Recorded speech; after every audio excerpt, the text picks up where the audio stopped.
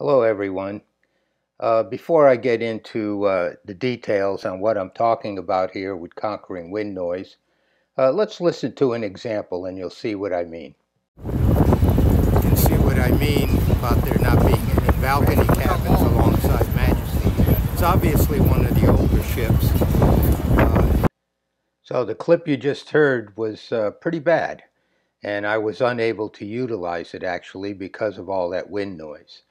So what I've decided to do for the remainder of this video is talk about some experimentation I've gone through in order to try to find an external microphone approach that will kind of minimize the effects of wind noise in the future. The example that you just heard was recorded with the built-in microphone that's in the iPhone. I found that it's very susceptible to picking up all of that wind noise.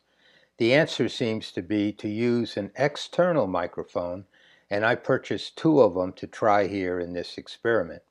The first one is the Purple Panda kit, which comes with a lavalier microphone, and as you can see in the picture, it has one of these foam windscreens on it, and the kit also came with one of these dead cat windscreens. The second option, a little bit more expensive, was the Shure MV88, and this particular microphone plugs directly into the lightning port on the phone, and it came with the foam windscreen that you see here in the picture. But I went out and bought independently a dead cat windscreen to try on that particular microphone. So these are the two that I'm going to be experimenting with here going forward. So I wanted to set up some kind of an experiment to test out these two microphones along with the windscreens that came with them. Now the obvious thing would have been to go out and take a walk and actually try to capture some video out there as I walk around, but the likelihood of getting some kind of consistent breeze was just not very good. So I set up this experiment that you see here. I have a table fan set up about 5 feet away from the phone, and I turned the fan speed on to high. And as you can see from the anemometer that I have down on the bottom, I was getting approximately a 4 mile/hour breeze. Now that's pretty light. The example that we saw earlier, I'm sure the breeze was much higher than 4, but this is all I could get this time around. In hindsight, I probably should have moved the fan a little bit closer in order to create more of a breeze up closer to the microphones. But for now, this is what I've got. 5 feet away from the camera, and I went and tried the different microphones. Equal distant, equal fan speed.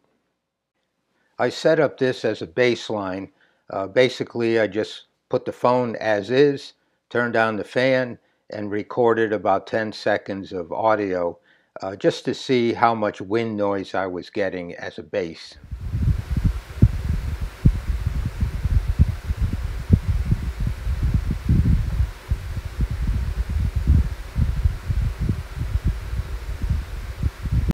So here's the setup for the Purple Panda lavalier mic with the foam windscreen.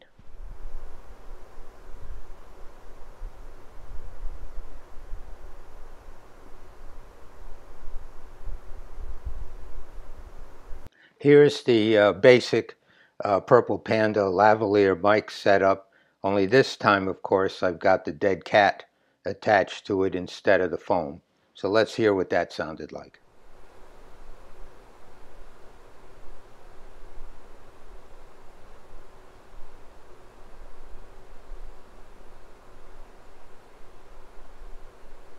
Here's the setup with the Shure MV88 microphone with the standard foam windscreen. One thing to note, the microphone can be swiveled to be facing forward to record ambient or towards the photographer to record whatever the photographer is saying. That is typically the way I use it, so notice that it's pointed back.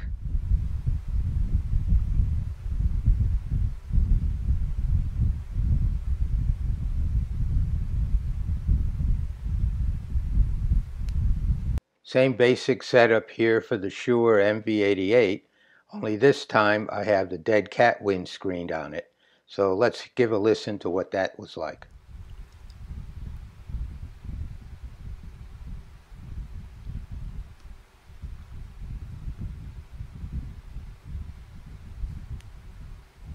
So in conclusion, I have to admit I was pretty impressed with the Purple Panda lavalier mic and the job that it did in basically eliminating all of that wind sound that was coming off of that fan.